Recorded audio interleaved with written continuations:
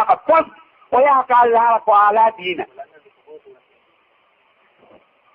فما فرق كلمة المسلمين وأوقعهم في اختلال الصفوف والوحدة إلا الحسد والحاسدون. هيهود على كلانتي حق لجلبين، هيهود على كبني كونغو دي مابدين سينيده، هيهود على كبني ووتي دوغول حق نمابنغال افتانغال يورمونديرال، هيهود على كبني دولة مابدين فوتي ekoko wiyete nganya nandi anyambe, nganya nandi anyambe ko dul lanti hakkunde julbe men. fahiya awwalu zambin utiya Allahu bih, ko ndi nganya nandi woni junubu arano mo Allah yeddira ka leydi, ko ndi kadi woni junubu arano mo yeddira ka kammu. nganya nandi iblisa ndi e nganya nandi kabila ndi, ka kabila innuno ɗon yiɗana haabila moƴƴere nde Allah on suɓanimo nden ha o warimo ɗum woni junubu arano yeddiraɗo Allah ka leydi. ka iblisa wino ɗon o faalanaka adama ɓural, o watti ɗon mawnintinare, lafli o woni gañanandi watti ɗon mawnintinare ko ɗum woni junubu arano mo Allah yeddiraka kammu. hay hunde ɓe faali alyahudiɓe ɓen heeferɗugol e annasarankoɓe ɓen heeferɗugol e feddeji julɓe ɓen heeforɗugol si wona gañanandi, ko gañanandi defi ɗum ɗo fof yimɓe ɓen. ndi gañanandi ko ndiɗo ɗen waɗi haa julɓe ɓen no huccodiri, ko ndiɗo gañanandi naɓata teddungal mofte ɗen, ko ndiɗo ɗen ittata ko wiyete kon miri julɓe ɓen hakkunde maɓɓe e jamaji ɗin. ndiɗo gañanandi fandini sortaki hakkunde jamaji ɗin yo julɓe ɓen anndu ala teddungal aduna ɓe ala teddungal lahara. kono waltinuraɗo Allah sallallahu alaihi wa sallama no jeeya e ko rentinayno e mum hadise juutuɗo no ari, kono o aftori wi'ugol laata hasadu, he wota on añidiran, so watti ɗon noon wota on konnodir, o watti ɗon noon wota gooto e moɗon irbitu piiji goɗɗo, no tefa tun fi goɗɗo, no yaha tun weƴe weñenno ka goɗɗo, no ɗaɓɓita piiji ko bonnira mo inde, ma no naata e biro goɗɗo ɗaɓɓita ko bonnira mo inde, ma no naata e marché goɗɗo ɗaɓɓita ko bonnira mo inde, ma no naata e lekkol goɗɗo ɗaɓɓita ko bonnira mo inde, ma no naata tun e pirasi goɗɗo no waɗata jabtutu no tefatefenno yilto yalta yeeto yimɓe ɓen. hey, kaari ko ni fewndori, kaari ko ɗum woni wadde hunde, kaari ko ni eni kala abbere nde ɓe yii ɓe watta ɗum ɗon fayande, kala fayande nde ɓe yii ɓe watta ɗum ɗon doomu wi moola nangiya wona pelle pelle, ɓe ɗuɗɗina haalaji hakkunde jama on, ɓe bonna hakkunde yimɓe ɓen. ɗum ɗo ko ñaw hulɓiniiɗo ni, haray ko ɗum ɗo wiyete joga seytane ɓurɗo hulɓinade.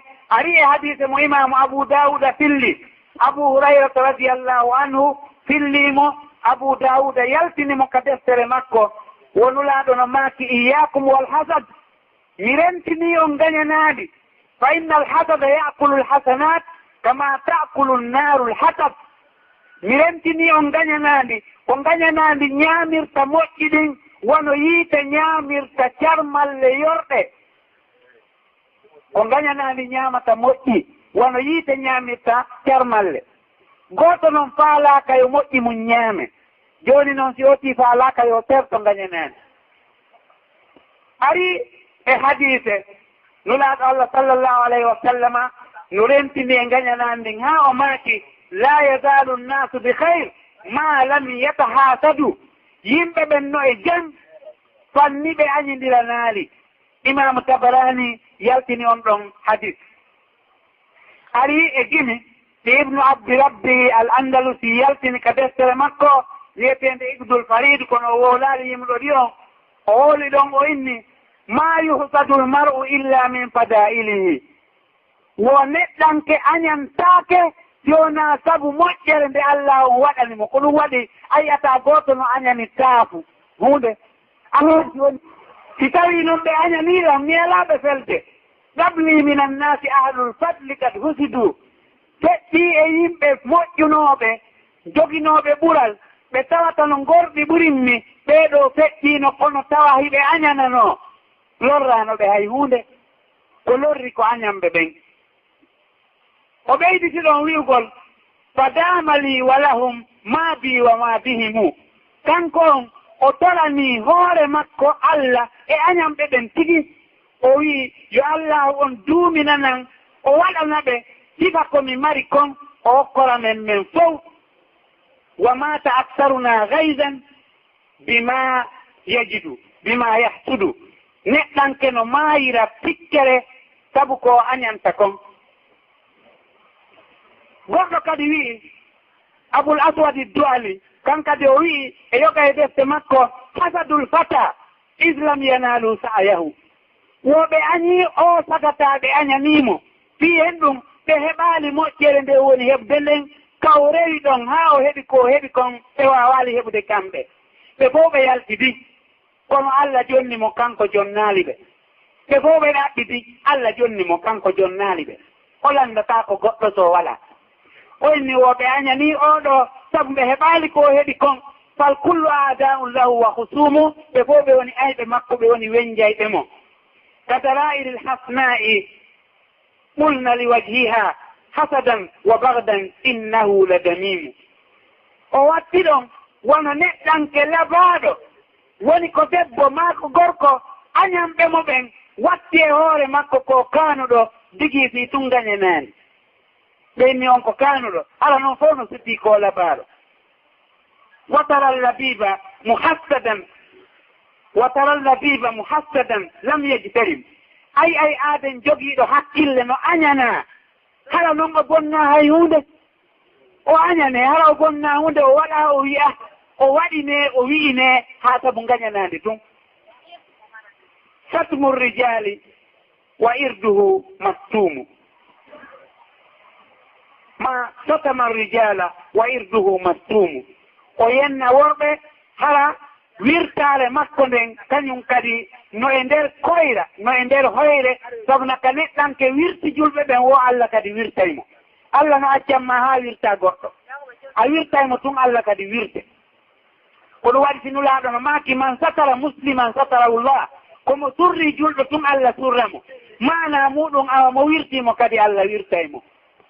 mo wirti julɗo Allah wirtaymo haydi ko ka dambugal galle makko kono o maayata o wirtaaki. haray toujours ko yer reeno. imamu aboulaysi samrakandi kan kadi o maaki e deftere makko goo o wi yasilu ila alhasidi 5 hisal qabla almahsud.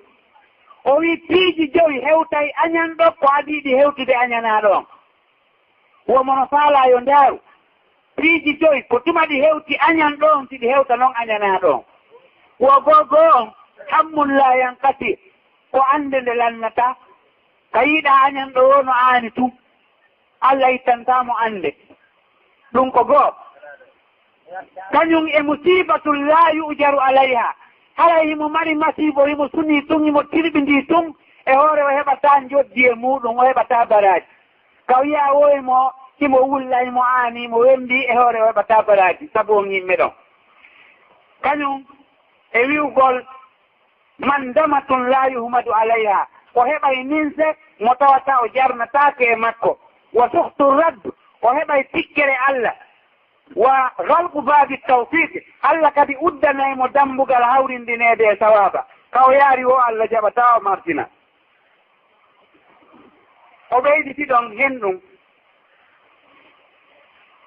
goɗɗo kadi e nder o maana mo aboulaysi yewtiɗo goɗɗo kadi hawtiti ɗum ɗon e konngol goo o wi ya man batali hasidan ala ni'mati atadri ala man asa'ata al adab asa'ata ala allahi fi hukmihi liannaka lam tardali ma talab liannaka lam tardali ma wahab fa akhzaka rabbi bi an zadani wa sadda alayka wujuha talab. wo an o waaliɗo no añanimmi e moƴƴere an ya anndu koye Allah boniɗa needi borre needi nden koye Allah waɗɗa par ce que ko Allah sendi innuɗa ko sendi kon sendaki waalaki naani koye Allah bonɗa needi. joni noon Allah subhanahu wa ta'ala kankadi ko henɗum o watta o ɓeydanammi toujours ko a faalaka kon ɗum ɗon waɗa ñande o ɓeydanammi an kala ka yaaruɗa o sakko ma a heɓata fus ko faalaɗa kon e hoore ɗum noon kadi Allah subhanahu wa taala o hersinirte ñande wo ɓeydangol makko koyra o ɓeydananmi moƴƴere nden o ɗuytani an o winde junubu o windane junubu hulɓiniiɗo o waɗane ɗon ɗen gilɗi ko ñaama moƴƴi maɗin ŋaamu naata e maaro ma